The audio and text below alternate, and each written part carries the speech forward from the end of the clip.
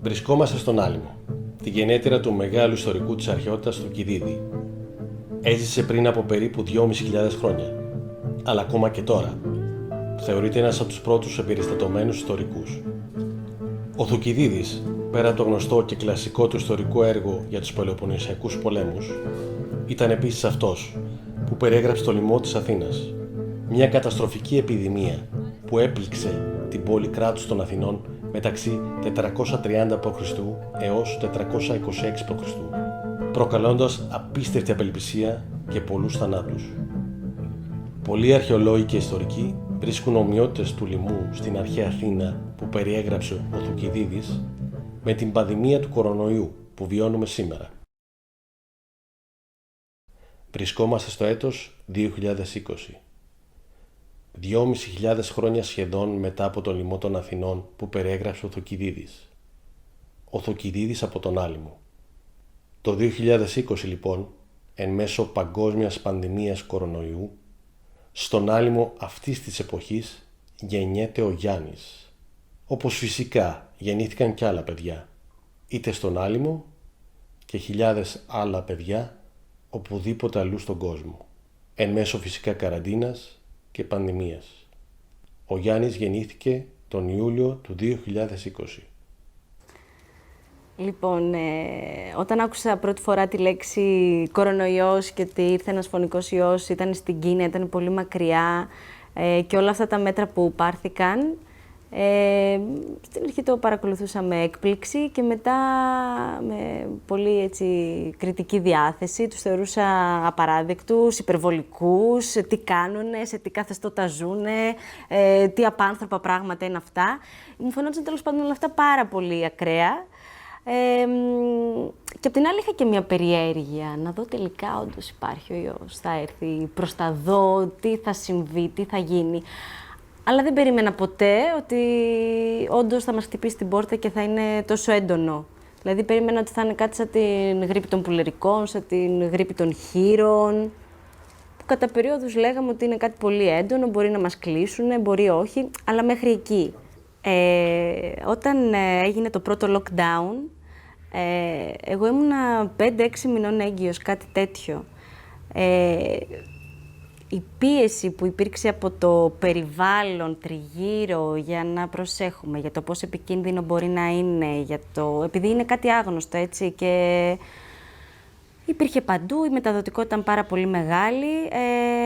Τέλος πάντων, οι πιέσεις που δεχτήκαμε ήταν πάρα πολλές, πάρα πολύ έντονες.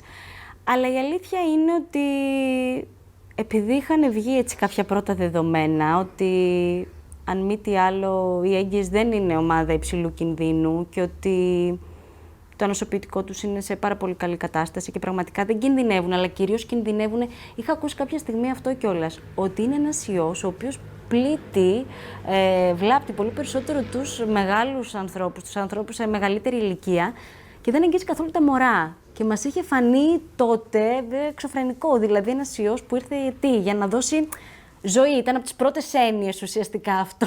Ήταν πολύ ακραίο.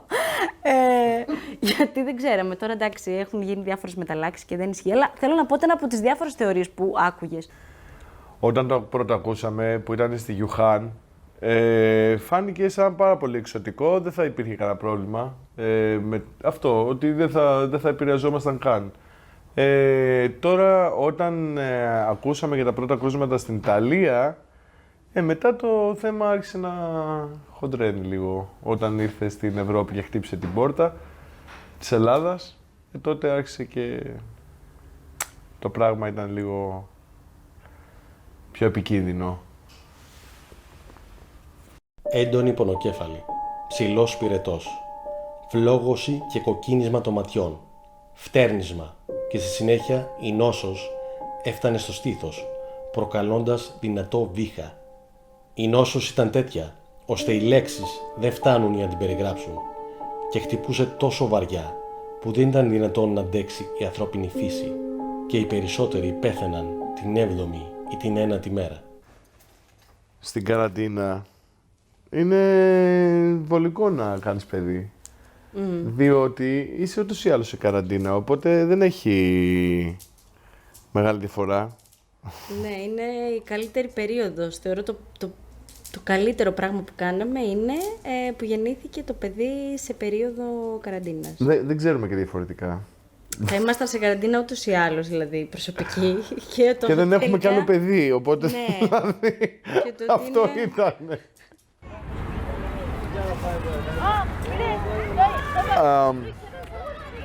Αυτό που έκανε πάρα πολύ μεγάλη εντύπωση μέσα στον κορονοϊό από την πρώτη καραντίνα, lockdown μέχρι τη δεύτερη, είναι ότι στην πρώτη, ας πούμε, καραντίνα, όταν μας κλείσανε εκεί πέρα το 2020,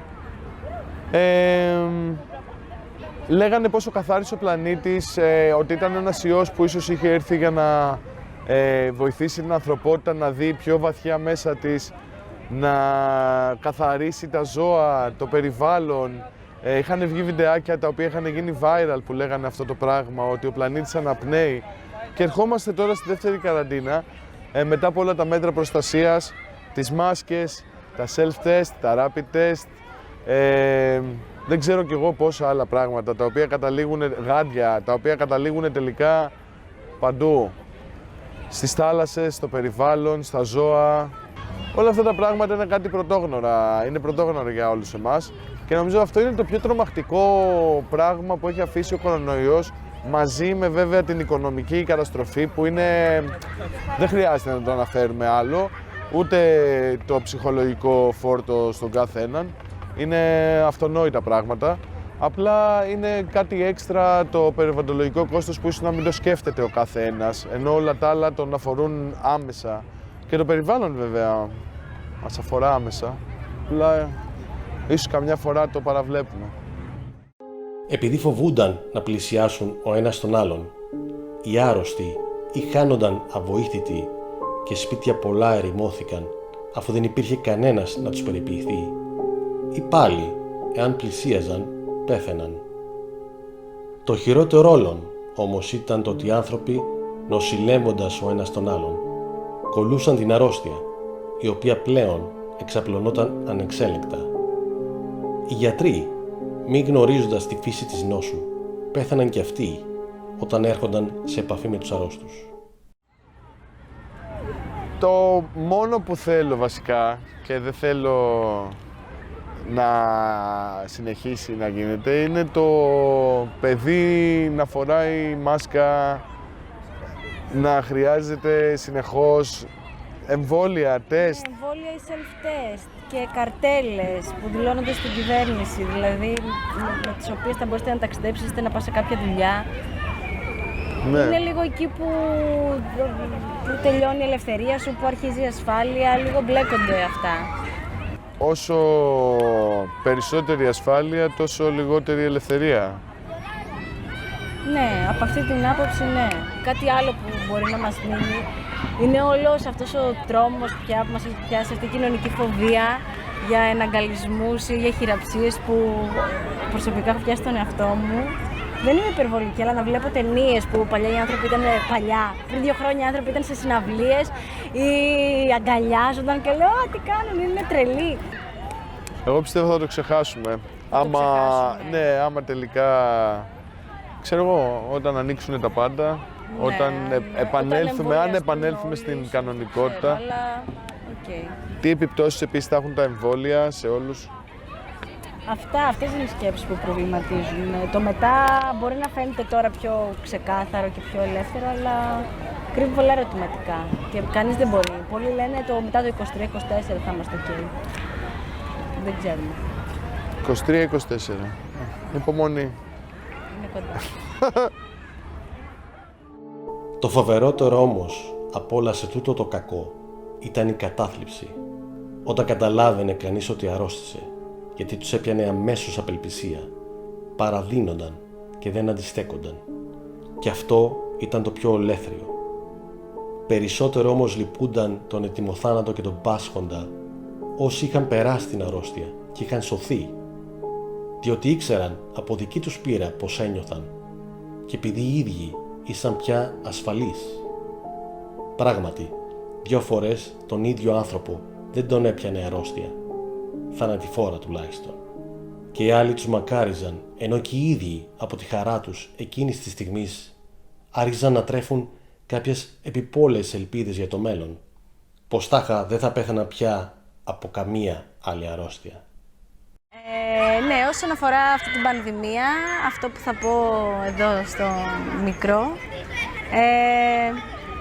είναι ότι όταν γεννήθηκε ο κόσμος ήταν πολύ περίεργος, υπήρχε ένας φωνικός ιός και ήμασταν αναγκασμένοι να κυκλοφορούμε με μάσκες και να προσέχουμε πάρα πολύ και ήμασταν σε καραντίνα και θα προσπαθήσω να το περιγράψω όσο το δυνατόν πιο έντονα γιατί ελπίζω μέχρι τότε όλο αυτό να έχει τελειώσει. Οπότε, ναι, θα το περιγράψω σαν αυτό που περιμέναμε όντως να είναι, σαν ένα ψέμα που κάποτε βιώσαμε αυτό. Κάτι πολύ έντονο.